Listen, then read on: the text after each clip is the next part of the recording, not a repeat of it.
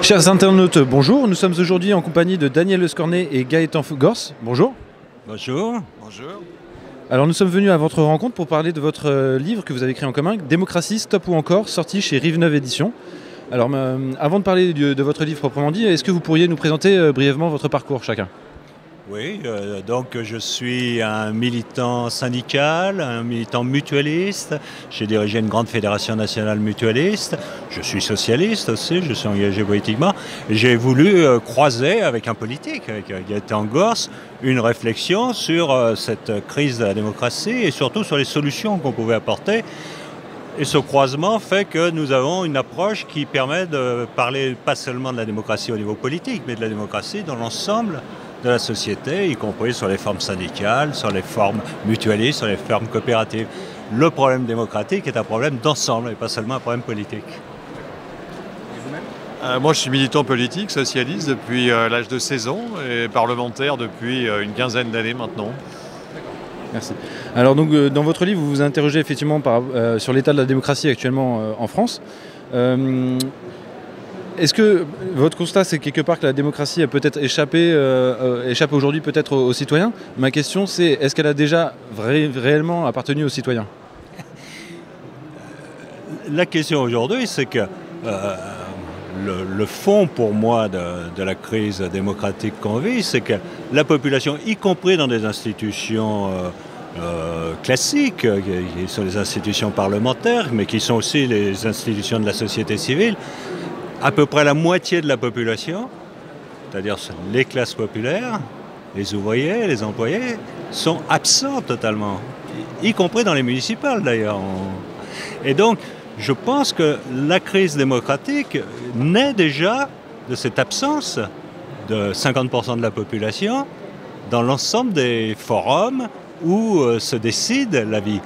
Donc, les citoyens aujourd'hui, c'est vous, moi, mais surtout les populations qui sont exclues du système. Alors comment vous analysez cette absence ? C'est une absence qui... On a pu la tolérer et la comprendre tant qu'on a pensé qu'on allait vers une société de la connaissance, comme on dit, qui ferait que par l'éducation, on rattraperait en quelque sorte le retard social, le retard de naissance, le retard de destin social. Et on s'aperçoit aujourd'hui que loin de cela, y compris le système éducatif est un système de plus en plus élitiste lui-même. Et donc on est bien obligé de se poser la question, dans 1, 2 ou 3 générations, on pensait que tout le monde accéderait par l'éducation à un statut de citoyen, j'allais dire, à part entière. Ce n'est pas le cas, donc il faut trouver des solutions pour la démocratie d'aujourd'hui. D'accord, très bien. Alors justement, quelle solution vous apercevez ? Bien. Souvent on oppose démocratie participative et démocratie élective. Il y a beaucoup de travaux qui marquent la montée en puissance des formes de démocratie directe, de la participation, etc. Notre propos est de dire, dans le fond, on n'a pas de démocratie électorale vivante sans une participation réelle de la population. Et inversement, on n'a pas de vie participative sans des socles électifs forts. Donc, on ne peut pas opposer ces deux formes. Et l'une des solutions les plus neuves, peut-être, parce qu'on parle beaucoup du tirage au sort, vous savez, ça revient beaucoup. Les travaux d'Étienne Chouard, notamment ? Oui. Entre autres.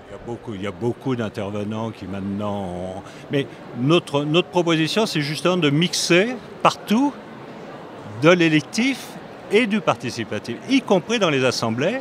C'est le seul moyen certainement pour commencer à régler en partie cette absence, par exemple, des ouvriers, des employés. On ne peut pas faire un quota d'ouvriers, on ne peut pas faire un quota d'employés dans le suffrage universel.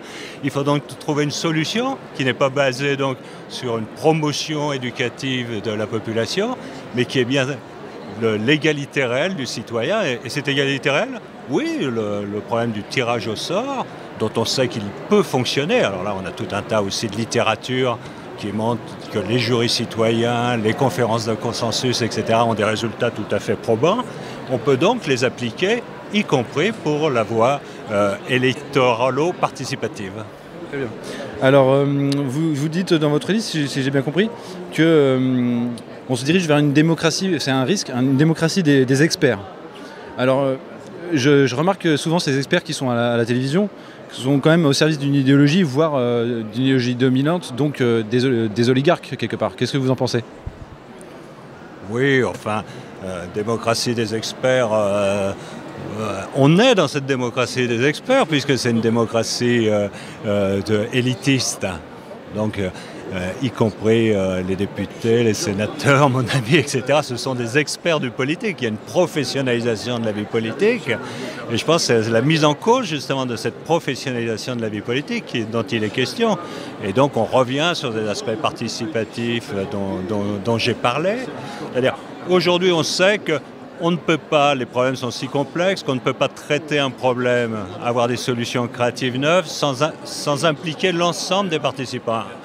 Un système complexe, il peut chuter par le plus pauvre, le plus déshérité d'entre nous, etc. Donc, la vraie expertise, c'est justement de réintégrer l'ensemble des populations, leurs connaissances, leur façon d'intervenir dans la décision publique.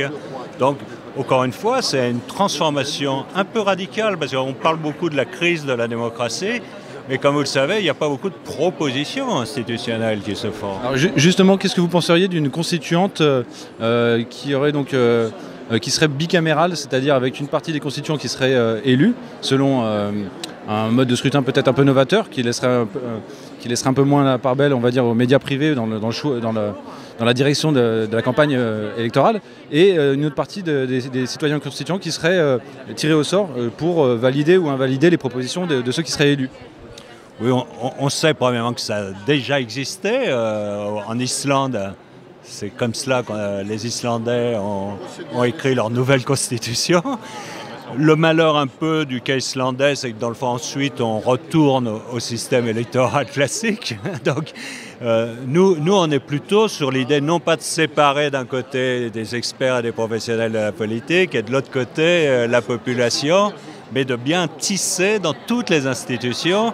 C'est vrai, moi je suis un militant mutualiste. Par exemple, dans les mutuelles, on n'a plus que des professionnels de la mutualité. C'est-à-dire on n'a plus de mutualistes, on n'a plus de personnes qui sont les plus intéressées par l'accès aux soins. Donc, c'est dans l'ensemble des assemblées qu'on doit trouver, pas seulement pour écrire une constituante.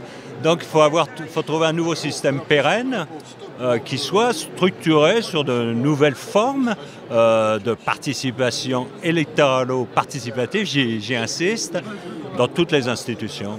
Très bien. Je vous remercie beaucoup, monsieur. Merci à